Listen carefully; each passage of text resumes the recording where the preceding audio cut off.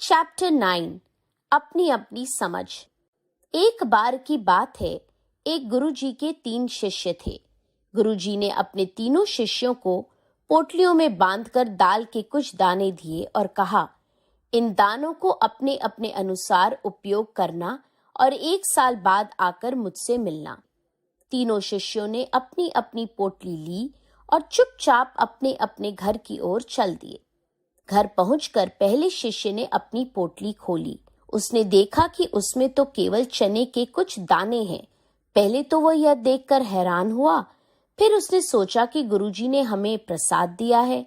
उसने वे दाने ले जाकर पूजा घर में रख दिए और रोज उनकी पूजा करने लगा।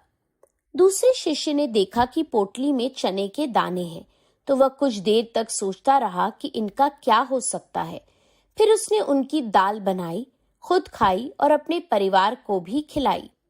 तीसरे शिष्य ने पोटली को खोला और चने के दानों को देखा। वह बुद्धिमान था। उसने सोचा कि गुरुजी ने ये चने के दाने दिए हैं, तो इसके पीछे कुछ न कुछ बात तो होगी ही। वह कई दिन तक सोचता रहा।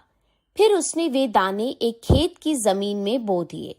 कुछ दिन बाद उसमें हरे हरे पौधे निकले, जिन पर ढेरों बालियां लगी। बालियां अनगिनत दानों से भर गई। उन दानों से उसने दाल बनाई। अब घर में जो भी मेहमान आता, उसे वह खूब दाल रोटी खिलाता। 1 साल बाद तीनों शिष्य गुरुजी के पास गए। तीनों ने एक एक करके गुरुजी को बताया कि उन्होंने चने के दानों का क्या किया। गुरुजी ने कहा, मैंने आप सबको एक जैसा ज्ञान दिया है, लेकिन आप लोगों ने अपनी अपनी समझ से उसका लाभ उठाया है। शब्द अर्थ: शिष्य, चेला। उपयोग, प्रयोग: हैरान, अचरज में पड़ा हुआ।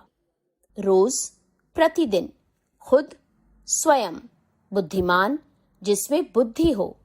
अनगिनत, जिनकी गिनती न हो सके। समझ, बुद्धि। लाभ, फायदा। अध्यापन संकेत: अध्यापक बच्चों को बताएं कि बुद्धि का बल सबसे बड़ा बल होता है। बुद्धि के बल से कठिन काम भी किया जा सकता है।